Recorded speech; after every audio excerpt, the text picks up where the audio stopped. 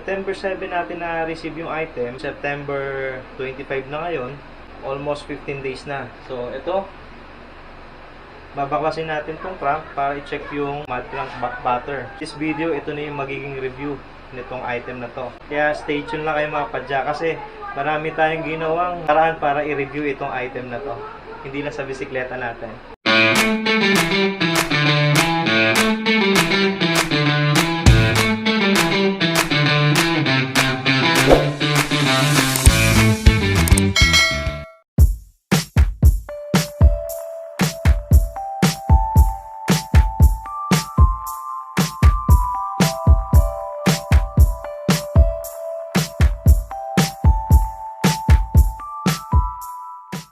So yan mga padjak, tinanggal ko na yung crank. Dito tayo last time naglagay nung itong mud crank butter. Tanggalin natin tong outer plastic na plate nya. So yan, tanggalan natin. Kailangan matanggal natin tong rubber seal nya. Yan, tanggalan natin. Smooth pa rin naman siya. Ayan yung grasa. So far okay naman. Hindi pa naman siya marungis at hindi pa naman siya tuyo. Okay na okay pa siya. Medyo ano lang, parang nag-moist siya do sa bearing, pero okay yan kasi para hindi, at least hindi siya tuyo. Almost 15 days natin gamit tong bike. Ayan, mapapansin nyo, sobrang dungis, hindi ko talaga nilinis yan. So far mga guys, okay naman siya dito sa bottom bracket bearing. Sinagay natin araw-araw na nagagamit tong bisikleta na to.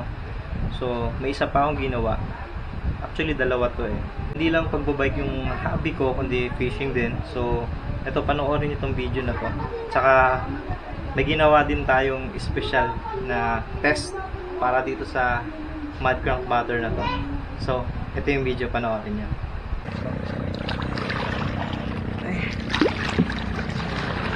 Dito na tayo ngayon sa fishing spot.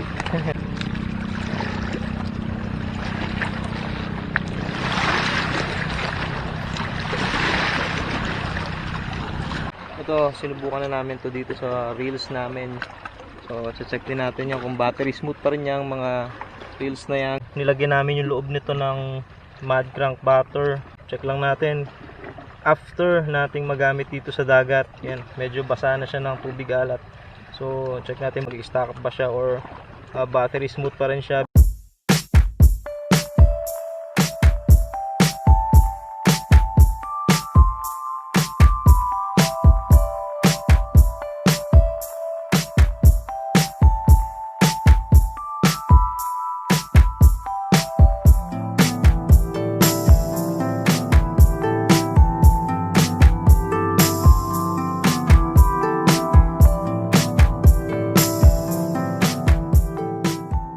Despite ng salt water, super smooth pa rin siya because of mud crank butter. Nandito ako guys ngayon sa Ternate Beach at nagpi-fishing kami kasama yung father ko. Saktong sakto kasi alam naman natin na ang tubig dagat is isa sa mga matinding magpa-corrode ng steel. O kaya mababad nga lang dito yung gamit mo, like this one, yung mga reel. Mababad lang yan, yung mga bearing niya mag-stack up eh. Gagawa tayo ng experiment. Dala ko yung itong mud crank butter. Lalagay natin dito siya sa bearing at lalagyan natin to ng tubig ng galing sa dagat. Tapos check natin kung ano nga ba mangyayari, kung magko-corrode ba ito, kung ipoprotect siya ni mud crank, kung malulusaw itong mud crank butter na to. So check na lang natin. Experiment lang naman eh, so walang mawawala eh.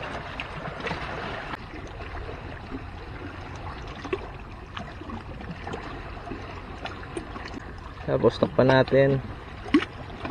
Then lagyan din natin yung labas.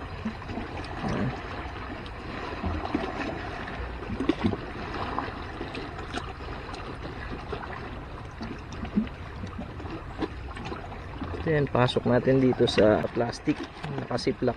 Lalagyan natin to ng tubig dagat. So ayan guys, nilagyan natin siya ng tubig dagat. Let's see The whole day nandito naman kami sa Ternate, mag-fishing kami. Baka bukas na natin to i-check. So ayun, tanggalin muna natin yung seal. Yan. Para next level na pagsubok nito. Yan. Ayan yung mud crank natin. May grease. Tapos lagay natin ngayon dito. Yan.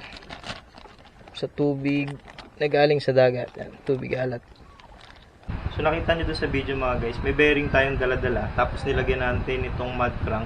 Sinoke natin siya sa salt water.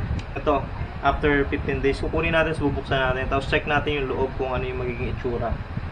Kasi alam naman natin yung salt water, isa to sa mga kayang mag-corrode at saka maglagay ng rust sa metal. Kunwari, nagbike kayo along the beach, nalagyan ng tubig to. Panigurado yan. Sa mga aluminum na parts ng bike nyo, magkakaroon ng corrosion, tsaka doon sa mga metal is kakaroon ng kalawang. So, itong experiment na to, chinek lang natin kung kaya niyang alisin o kaya ubusin itong mud crank butter dun sa bearing. So, ito yun. Punta natin. Dinagay ko kasi dun sa taas nung ilagayan ko.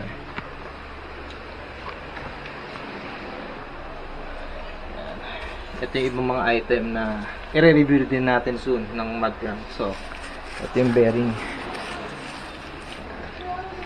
Dito tayo. So, ito yun. Bubuksan natin. Ito, never ko pa itong binuksan.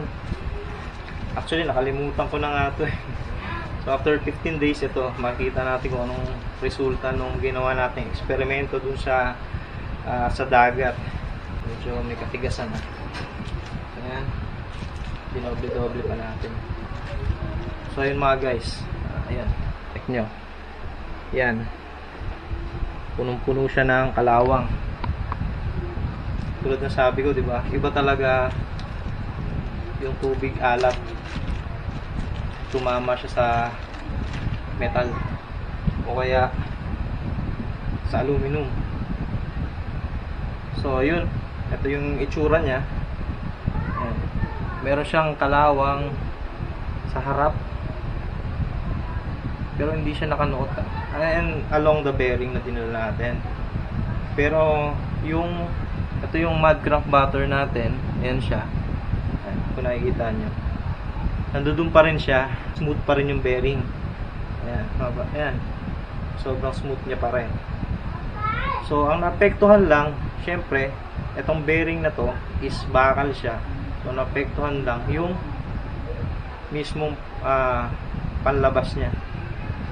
Pero yung dun sa ball bearing sa loob nitong bearing mismo, wala ako nakikitang kalawang. 15 days nagstay yung natin dito, mud crank butter natin, at hindi siya na-wash out. So, nandito pa rin siya. So, yun mga kapadjak, yung munti nating review dito sa mud crank butter. Sana naibigay ko ito ng maayos sa inyo para kung sakali mang kung gusto nyo bumili nitong mud crank. At saka kayo na rin mag-decide kung okay ba sa inyo. So, based on my experience, ito yung mga experience ko dito. Marami pa tayong susunod na item na i-review galing kay mud crank, yung sa pinadala nila. Hindi pa natin na-review yung shampoo, yung hydraulic na mineral oil, tsaka yung athletic spray nila. So, yun yung mga susunod natin.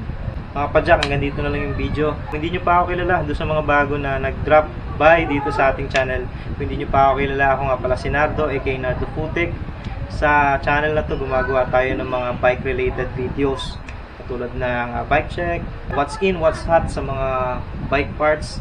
Dinodocument ko rin yung bike rides ko. Saka yung mga iba ko pang activities na bike-related.